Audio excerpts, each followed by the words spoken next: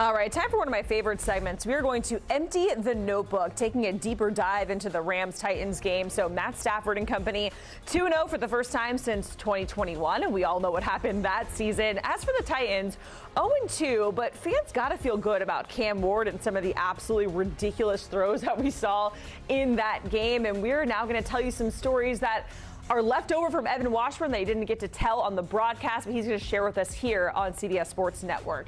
Evan Washburn here with us. Evan, let's empty your notebook, and we're starting with the Rams. And basically what we saw from them in the second half kind of can give us some insight on what the best version of this team can be, right? Jacqueline, we saw it in that third and fourth quarter and a little behind the scenes, and everyone saw the first half, but it was disjointed. Matthew Stafford throws a really out of character interception there. Tennessee grabs the lead at halftime, and then we're talking, and I grab Sean McVay on his way out. And look, he's the eternal optimist, always positive, always energized. But there was this look in his eyes. He was coming off or onto the field to start the second half, and it was really like, oh, no, we're good. We're about to get this thing going. And look, coaches say things, players say things, and you kind of take it with a grain of salt. But he must have known something, seen something, because they went on in that second half to score 23 points, make it a blowout victory. And what really impressed me was I think we saw what this offense is at its highest potential, where Puka Nacua is involved. More importantly, maybe Devontae Adams now is feeling more comfortable. Both those guys went over 100 yards if you go into total yards because of Puka's rushing. And then the run game, which I think we don't spend enough time talking about when you speak to the LA Rams offense. It's the engine of what it is they want to do. It was held in check in week one when they beat the Titans. But Blake Corum got in the mix too, so it's not just Kyron Williams. This is a highly balanced and multidimensional offense that, when they play like they did in the second half, is easily one of the best in the NFL. All right, and if we switch over to the defensive side of the ball, are we maybe not talking about how good this pass rush is, Evan? I think so, and I'll be one to take some ownership for this. I didn't know how good really Byron Young was. I think Jared Verse burst on the scene last year, defensive rookie of the year, in the things that he was able to do on their run, really as they challenged the Eagles there in the playoffs, almost making it back to a Super Bowl. But now you marry him with Byron Young, and they are terrorizing offensive lines. They did it in week one against the Texans, and then they did it yesterday against the Titans offensive line that's really having a tough time protecting the top overall pick in Cam Ward. And they have a bond too. We did it on the broadcast.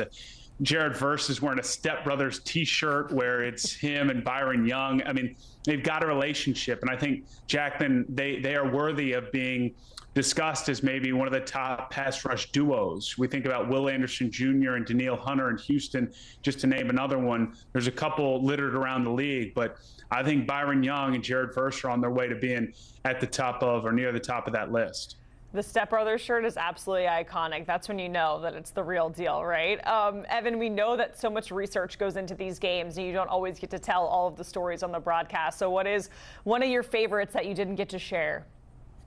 Well, again, you know this, and folks that are understanding how the process works, blowouts often lead to emptying the notebook. And we started to have one of those late in our game yesterday. So we got most of our good stuff in there, but I do think we could have, or maybe might have, spent more time on just how unique Puka Nacua is. And I think Devontae's game lent us to have the discussion bend more that way. But in lead up to this, talking to both coaches with the Rams and players with the Rams, but also their opponent in the Titans, trying to really nail down what is Puka. And he's really a one-of-one in my mind. There's aspects of Deebo Samuel's game. There's aspects of Cooper Kupp, who he learned at the foot of. There's aspects of Anquan Bolden to go back a few years. He's really like a tight end and a running back and a wide receiver all put into one. And Jacqueline, he's only in his third year. So I really, getting to see it up close and personal, really feel like if he can stay healthy, we're looking at arguably a offensive player of the year type caliber player, just because his production is so immense and what he can do. And that's not to mention the way he just honestly organically lifts up his team. I mean, the way that Matthew Stafford talks about him, Devontae Adams, Sean McVay, I mean, it's almost like he's this otherworldly figure because of the passion he plays with and the uniqueness and physicality of his game. But the real question mark that we can't answer is, can he stay healthy playing that style? Because he takes a beating over the course of 4 quarters. Absolutely. And if we switch gears to the Titans side of things, there were some reminders, certainly, of why Cam Ward went #1 overall. We saw it on full display, Evan, in that matchup, but he does need some help. Yeah, that's putting it lightly. He's a special personality, and I think has the potential to be a really talented player. It was my first time getting to spend some time with him behind the scenes and behind closed doors in our meetings. And man, he is comfortable in his own skin, and you can see why people rally around him as a leader. And he's got game. There's no question about it. The poise he showed in week 1, and then some of the playmaking we saw yesterday against a really high quality Rams defense. But man, they need to help him. The offensive line, they didn't allow him much time at all. He was sacked 5 times. That's 11 in 2 games. That's a pretty alarming number. And then just in terms of playmakers around him, Calvin Ridley's a dynamic pass catcher, and at times is playing towards being a 1 or a high level 2, but I don't know if that's the case within the structure of this offense or somebody that Cam Ward could lean on. So it felt like going into the game that this was a critical moment to see, hey, does this version of this Titans offense have enough to compete? And look, the Rams are going to be a playoff team, you have to imagine, but in that game, they look outmatched, and that's going to put a lot on the shoulders of the top overall pick in Cam Ward. What about the version of the defense? Is there enough pieces in place there to help this team? Obviously, we know they need a lot, but kind of stay competitive. I think that's a great way of framing it, Jacqueline. And they weren't just competitive in the first half. They were leading in the first half, largely due to their defense. Cam Ward makes an incredible play outside the pocket to give him a touchdown.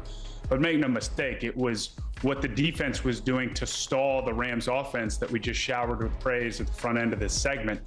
I just think that over the course of 4 quarters, it becomes taxing. And if you know your offense can't match your output in terms of, hey, we got them off the field, now you go on the field and make some plays, that's where I think over the course of 4 quarters, and you saw it yesterday, they're going to start to falter. But Jeffrey Simmons up front is an all-pro caliber player. Monty Hooker is a guy that most common football fans maybe don't know, super talented.